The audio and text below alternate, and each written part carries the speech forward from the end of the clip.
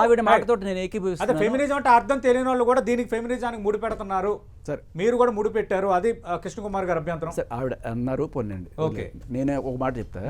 ఇప్పుడు శివాజీ అన్న మాటకి, సామాన్లు అన్న మాటకి కృష్ణకుమారి లాంటి వాళ్ళు లేకపోతే ఇంకో కొంతమంది ఫెమినిస్టులు ఎవరైతే వాళ్ళు పనిచేస్తున్నారో లేకపోతే వాళ్ళు కౌన్సిలింగ్ ఇచ్చారు ఇటువంటి చేసిన వాళ్ళు ఎవరైనా సరే వచ్చి రెస్పాండ్ అయ్యి ఉంటే అది వేరే తీరు. కొంతమంది నిజంగా ఇక్కడ ఇప్పుడు ఫెమినిస్ట్ ఆవిడ అనుకుందాం, నేను ఇప్పుడు సూడే ఫెమినిస్ట్ని ఎవరన్నాను, అనసూయని, చిన్మయిని, వీళ్ళని ఎందుకు అంటున్నానంటే ఇప్పుడు ఆవిడ అన్నట్టు ఈ గ్లామర్ అనేది ఒక కమోడిటీగా మార్చి నిజంగా చెప్పాలంటే ఒళ్ళు చూపించుకొని బతికేవాళ్ళు, ఒళ్ళు అమ్ముకొని బతికేవాళ్ళు, లేకపోతే ఇటువంటి అది గౌరవప్రదమైన వృత్తిగా చూపించుకోవడానికి మీరందరూ కూడా ఇలాగే మారండి, అప్పుడు మమ్మల్ని తిట్టే తిట్లు వీళ్ళని తిట్టే అంటే ఇదంతా నార్మలైజ్ అయిపోతుంది అనే కోణంలో వాళ్ళని వీళ్ళని ఇన్ఫ్లుయెన్స్ చేస్తూ, ఇదిగో నేను మొన్న రాజు రాంబాయ్ అని ఒక ఇంటర్వ్యూ ఏదో చూసా ఈవిడిది, దాంట్లో ఈవిడ చాలా క్లియర్ కట్గా ఆ అమ్మాయి నాకు ఇష్టం మేడం, నాకు ఇలాగే ఉండడం అంటే ఇష్టం మేడం అంటే, లేదు ఇలా చిచి ఇలా ఉంటే ఏమంటారే, సిటీలో ఇలా ఉండకూడదు, నువ్వు ఎలా ఉండాలి, చున్నీ నాకు చున్నీ వేసుకోవడం అంటే ఇష్టం అంటే చున్నీ వేసుకుంటావా నువ్వు, ఇలా కావాలని వాళ్ళ మనసుల్లో విషయం నింపడం అనే ప్రయత్నం చేస్తున్నారు వీళ్ళు. ఒక అంటే జనాలకి ఎక్కడ మండింది అంటే వీళ్ళందరూ కూడా ఎందుకు తిడుతున్నారంటే ఇప్పుడు ఈవిడ చెప్తే ఒక తీరు, ఈవిడ దానికోసం వర్క్ చేశారు, నువ్వెవరు చెప్తున్నావు, నువ్వు చేసే పనులేంటి, రాశిగారి ఫలాలు అంటావు, బూతు జోకులు వేస్తావు, జబర్దస్త్లో ఇవన్నీ చేస్తావు, నువ్వేమో సోకుపళ్ళు అని చెప్పి పాడతావు, ఇట్లాంటివన్నీ చేసేసి మీరిద్దరు వచ్చి నీతులు చెప్పేస్తున్నారు సమాజానికి. అర్హత లేని మీరు,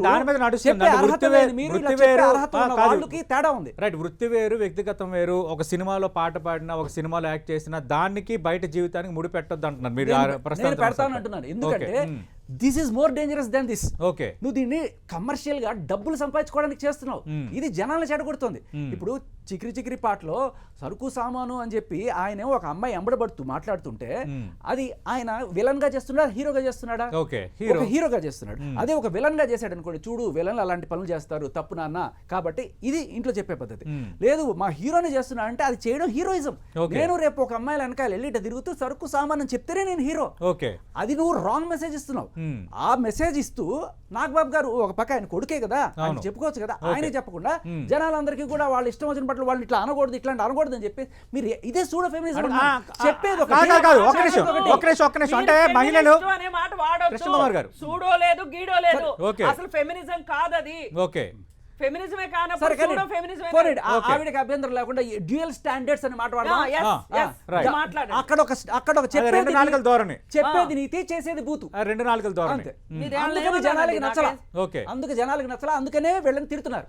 అంటే ఒక మహిళ ఏ బట్టలు వేసుకోవాలో మీరెవరా చెప్పడానికి, అస్సలు అలాంటి వాళ్ళని చెప్పించి కొట్టాలి, ఇది నాగబాబు చేసిన కామెంట్. ఇప్పుడు ఆయనకు వస్తున్న కామెంట్లు మీరు అదే అంటున్నా, బట్టలు వేసుకోవడం గురించి ఎవ్వరు. ఇప్పుడు నిన్న మహిళ ఎలాంటి బట్టలు వేసుకోవాలి అని అంటే, ఇప్పుడు నాకు చీర కట్టుకుంటే నచ్చుతుంది అని చెప్పే హక్కు మనకుంది.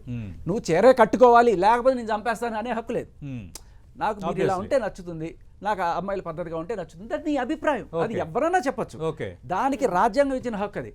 అలా కాకుండా రాజ్యాంగం ఇవ్వాలా, మీకు మీ ఇంట్లో వాళ్ళకి చెప్పుకునే హక్కు మాత్రమే ఉంది, మీరు ఊర్లోకి వచ్చి చెప్పే హక్కు మీకు లేదు, చీరే కట్టుకోవాలని చెప్పే హక్కు లేదు.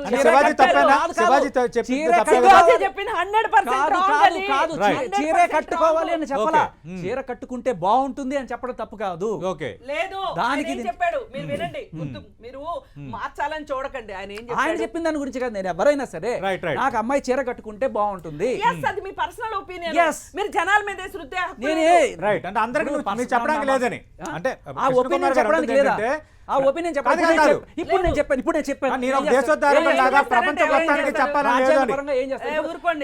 అందరి ముఖంగా టంటి ముఖంగా చెప్తున్నారు, అమ్మాయిలు చీర కట్టుకుంటే నాకు ఇష్టం, నాకు అలా చూడాలనిపిస్తుంది. ఓకే, ఇప్పుడు దీనికి ఏం చేస్తారు చెప్పండి, ఎవరు అరెస్ట్ చేస్తాడు నన్ను, ఈ రాజ్యాంగంలో ఎక్కడుంది సెక్షన్ దీనికి లేదని చెప్పండి. This is our right. Okay, కట్టుకోవాలి, కట్టుకోకపోతే ఇంకేదో అది అయిపోతుంది. అభిప్రాయం చెప్పే హక్కు లేదనే హక్కు అసలు ఎవరికి లేదు.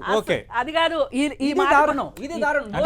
ట్రై చేసే ఈ మాటకు వస్తే అసలు మీరు బట్టలే కట్టుకోండి అని చెప్పి కట్టుకోకండి అని అన్వేషణ చెప్తే అది నా హక్కు అంటాడు.